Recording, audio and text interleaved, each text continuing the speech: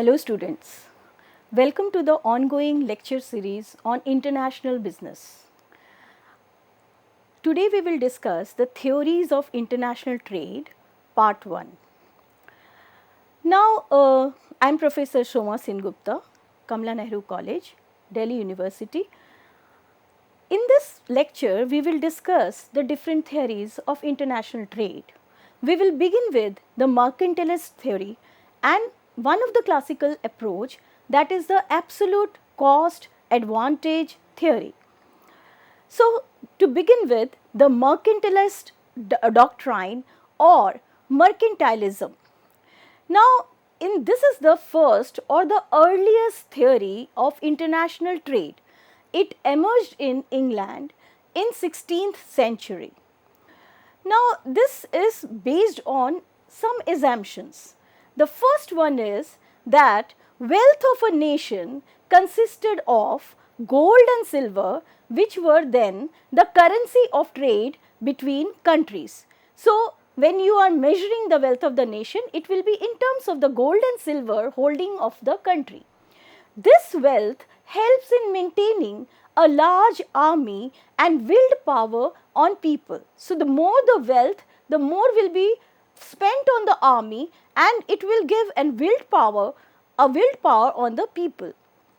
So, naturally the countries were interested in accumulating as much gold and silver as is possible. There are two fundamental goals of the mercantilist doctrine.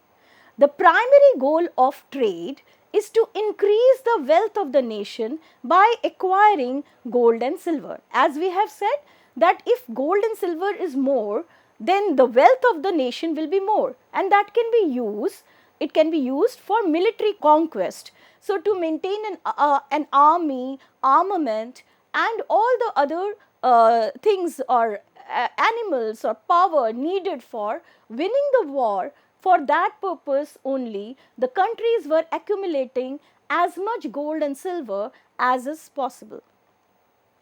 The idea was to have a surplus in balance of trade. So, that means how will you have a balance of trade surplus when your exports are more than the imports? So, the idea behind the mercantilist theory or doctrine was that of maximizing the exports and minimizing the import. So, this was the second fundamental goal of mercantilist doctrine. Now, how can you maximize export and minimize import? For that, government intervention is necessary and some measures have to be taken. So, countries used measures to act as barriers to trade to achieve this goal. So, if a country is interested in improving the balance of trade, it will have to take certain measures and act as a barrier to the international trade. So, the government intervention was required to increase exports through providing subsidies and to minimize imports through imposing tariff quotas and other controls. So, these were the fundamental goals of mercantilist doctrine. Now, there was a drawback of mercantilist doctrine. So, I believe that the theory is clear. The theory was to have a surplus balance of trade by maximizing the export and minimizing the import and gaining wealth in terms of gold and silver to maintain the army. So, this was the idea behind the mercantilist doctrine. But David Hume in 1752 pointed out the inconsistency in this theory. It was viewed as a zero-sum game. Why zero-sum game? Because all the countries will not be winning. In that situation, one of the country will be winning. So, one country's gain is another country's loss. So, it is not a win-win situation but a zero-sum game. Also, we will find how it will go back, the country which is gaining, it will go back to its original position. So, to have a positive gain, all countries should gain from the trade, but this was not happening with the mercantilist doctrine. So, single country cannot gain in the long run. So, that is why we are saying that it is a zero-sum game. Suppose there is a trade between England and France. England's having surplus balance of trade through inflow of gold and silver from trade, leading to higher money supply. Now, when the England is gaining in terms of surplus balance of trade and more of inflow of gold and silver, naturally there will be higher money supply in England. This will result in inflation in England because the goods are limited but the money supply is more. Now, when this type of inflationary condition is there, the other country, that the France is also taking some of the steps. France's money supply and prices initially it will decrease, so leading to buying fewer goods from England. So, though England was planning to export as much commodities as much is possible to France, but since the France's money supply will be less, they will buy less of the England's goods. So, goods from England. So, the initial surplus balance of trade figure of England will disappear because now the exports will be dwindling for England. And so, again there will be an equilibrium where the balance of trade will come back to its original position. So, it is a kind of a zero sum game. So, also another drawback was that gold was considered the only measure of country's wealth. Now, although still some of the country is adopting it, this type of measure is ignoring other indicators of country's wealth like quantity of capital, skill of workforce, strength of production inputs like land and natural resources. So, now we move on to, since David Ricardo pointed out some of the problems with mercantilist doctrine, so the classical approach came into picture. Now, the classical approach is based on the premise that domestic production was the prime source of a nation's wealth. Productive efficiency was considered the motivating factor behind trade. So, if a country is having more of domestic production, the chances of nation's wealth will be higher, and also if the productive efficiency is higher, then the country will have some advantage vis-a-vis the other countries, and naturally the country which is having some kind of advantage will export the commodities to other countries where there is production disadvantage regarding a particular product, and that other country which is having some kind of advantage or production advantage, then that country or in with regard to some of the product, then they will export that product to the other country. So, this was the whole idea behind classical approach. Now, classical theories are mainly the two theories. One is theory of absolute advantage by Adam Smith and theory of comparative advantage by David Ricardo. So, we will first discuss the theory of absolute advantage in this lecture. Absolute cost advantage theory. Now, in this theory, Adam Smith in 1776 he has written a book titled An Inquiry into the Nature and Causes of the Wealth of Nations, and there he discussed that trade between nations based on the concept of absolute advantage. So, Adam Smith is the main proponent of the absolute cost advantage theory. The theory states that a nation benefits from international trade as it saves costs in importing goods that it would otherwise have to produce in the domestic market. So, understand this point. It says that if you do not have advantage, cost advantage in producing a particular product in the domestic market, it is better to import it from a country where they have a production cost advantage. So, it will be beneficial for this country to import that particular good rather than producing it domestically. The theory further states that both countries would gain from an efficient allocation of national resources. So, rather than going for production of a particular product in which you have cost disadvantage, you buy that product from other country and you export that product or produce that product in which you have cost advantage. What is this absolute advantage? a country has an absolute advantage in the production of a product if it can produce a good at a lower cost than another country and more efficiently than any other country. So, if the country is enjoying that situation, we will say that the country has absolute advantage in production of that product, because lowest cost is there, and another thing is it is producing it most efficiently in comparison to other countries. More efficiently than any other country means, further it means that the country should export those goods and services in which it has production advantage. So, if it is producing it efficiently at the lowest possible cost, then it should export that commodity.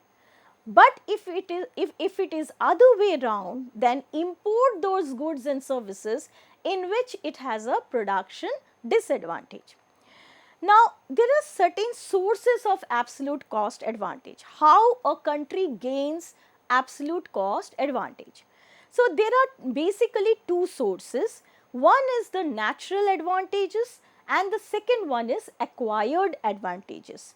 So, when we talk about natural advantages, first is the climatic condition in that particular country.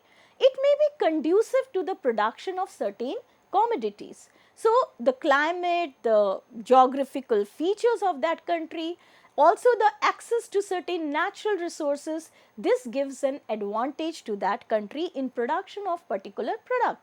Like in India, our land, our climatic condition is conducive to production of certain commodities like rice, wheat, in certain area tea or rubber or coffee.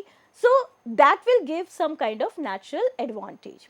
Availability of cheap or skilled labor is again a natural advantage. If in a country, especially abundance of labor, if it is available, then it is a natural advantage. For example, India specializes in cotton and Brazil in coffee because of the natural advantages. Vis-a-vis Brazil, India is having a cost advantage in production of cotton. Likewise, Brazil has the specialization of in production or efficiently produce coffee in comparison to India.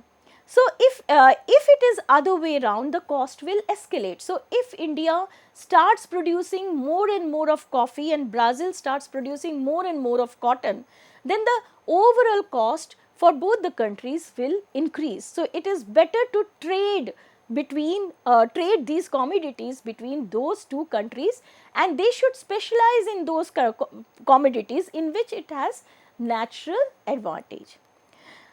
Then another source of advantage is acquired advantages.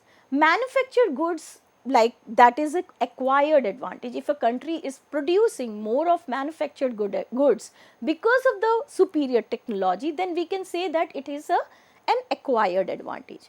Countries who can produce competitively, that have an acquired advantage.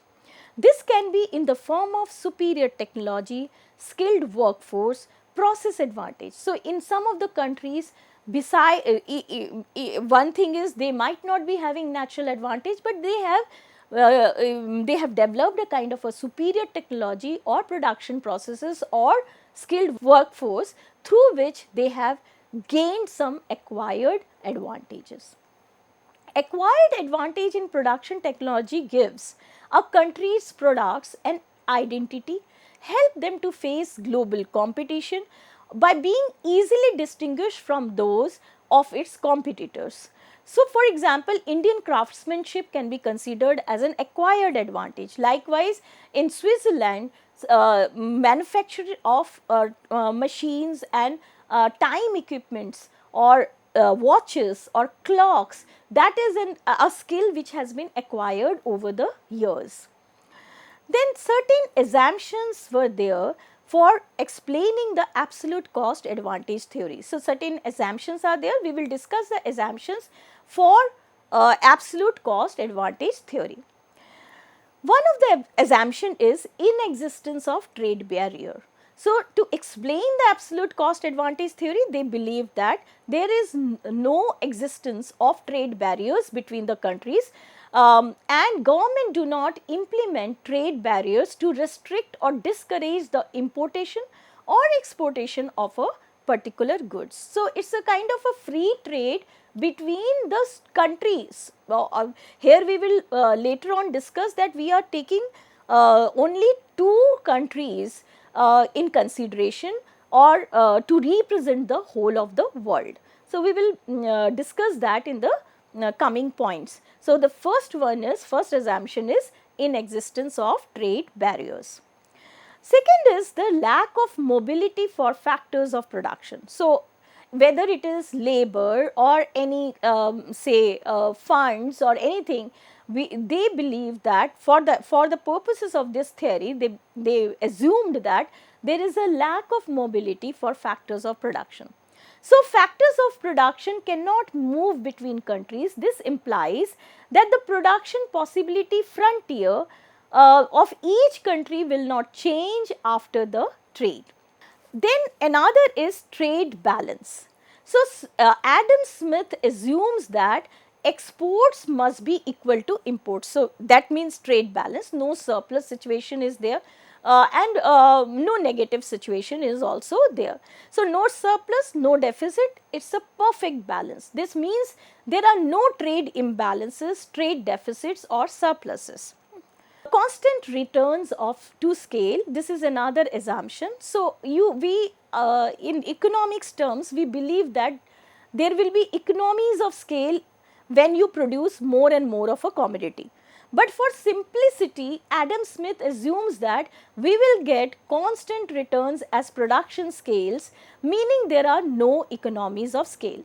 So, it means the country which is producing more and more of that product, their cost will not decrease because we are believing that there are no economies of scale.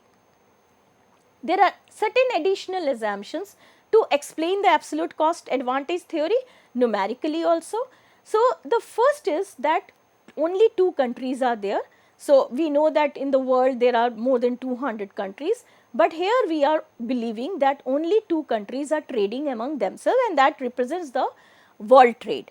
For the sake of simplicity and easy understanding, let's assume that there are only two countries.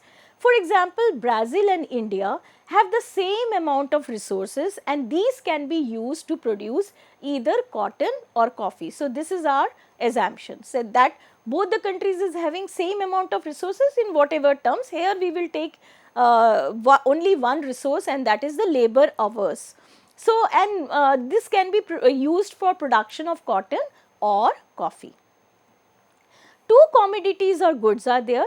It was assumed that each of the two countries are producing only two goods. For example, both Brazil and India can use its resources to produce cotton and coffee. So, we know that each country can produce many commodities, but here we are only taking example of two commodities being produced by Brazil and India, and that is cotton and coffee. Only labor cost of production as resource is used, as we have discussed earlier also. It was assumed that labor hours required per unit of output is the only resource necessary for producing both the goods. Now, let us explain the theory. The theory states that like Brazil and India have the same amount of resources. These can be used to produce either cotton or coffee. So, this we have explained in the previous point.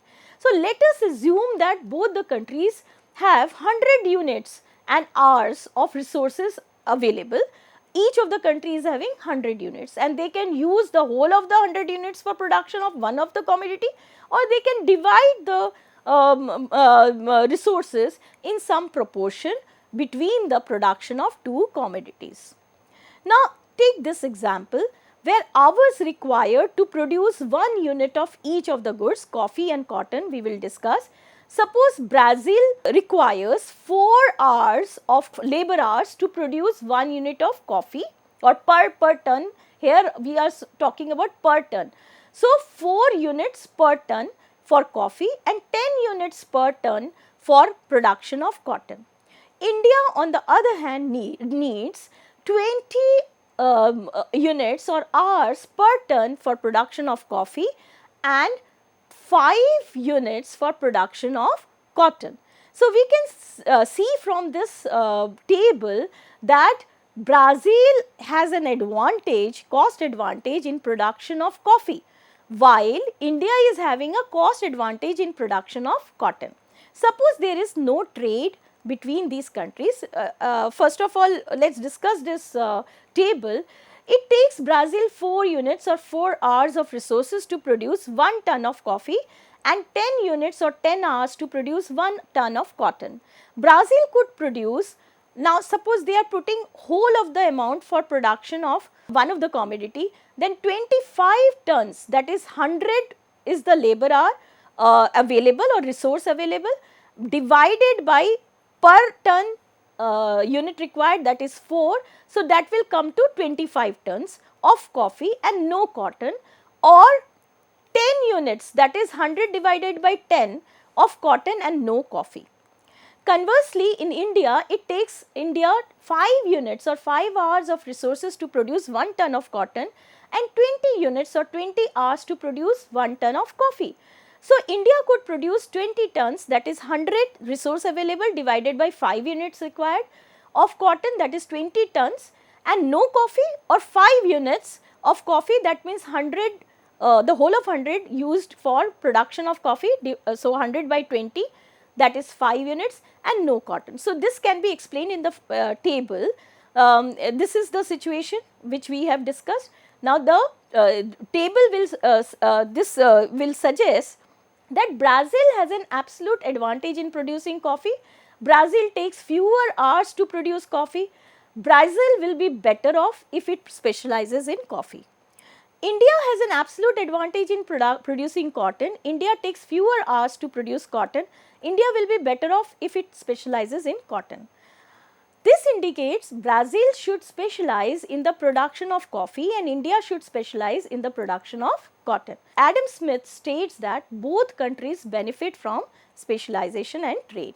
World production would increase if both countries specialized in the production of the goods in which they have absolute advantage and then traded to obtain the other goods in which they have an absolute disadvantage.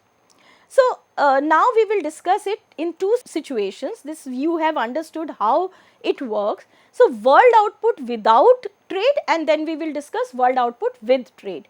So, when world output is without trade between the two countries, each country would devote half of the available resources for the production of coffee and half of the for the production of cotton. So, this will be the situation. So, 100 units are there, Brazil will produce 12.5 tons of coffee, that is 50 units they will devote for coffee, 50 for cotton. So, 50 divided by 4 is 12.5, and for cotton 50 divided by 10 is 5.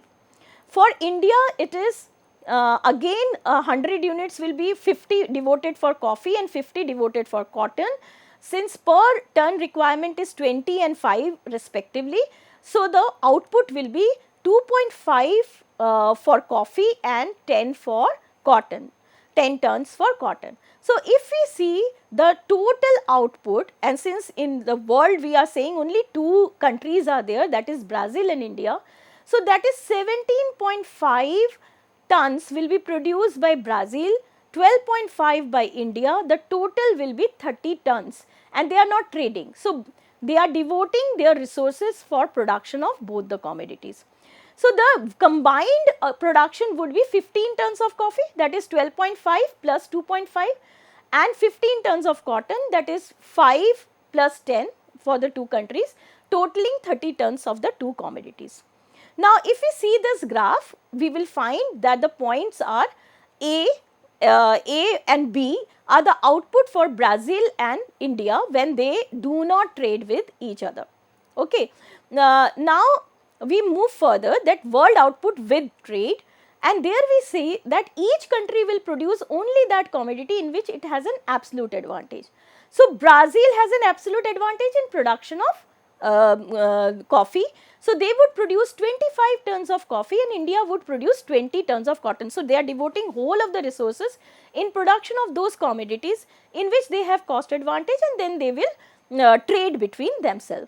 So, this will be the situation. Here you will see that the total of 100 is devoted to coffee production, by Brazil, so 25 tons of coffee, and India is devoting the whole of resources for production of cotton, that is 20 tons will be the output. So, the total output will be 45 tons, 25 tons of coffee and 20 tons of cotton being produced by India. So, this is the situation now.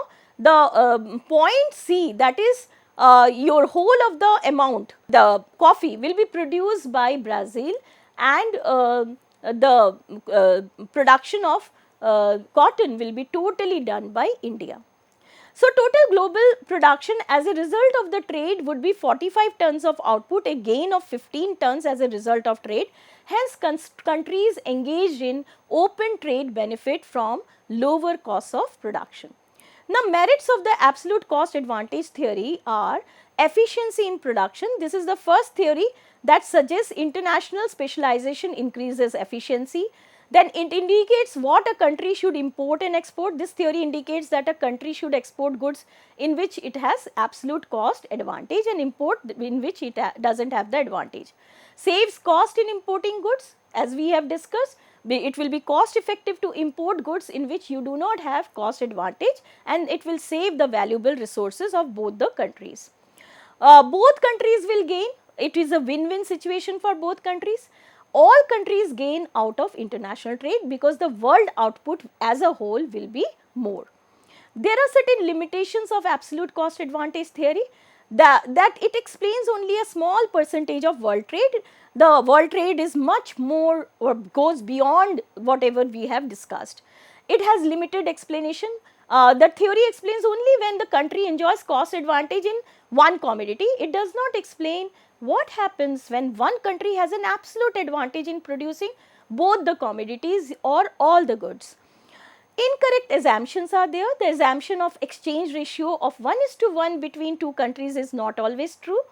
Extreme prediction is done for specialization and direction of trade, and it is based on only labor as a factor of production and neglects all other factors of production like the transportation cost.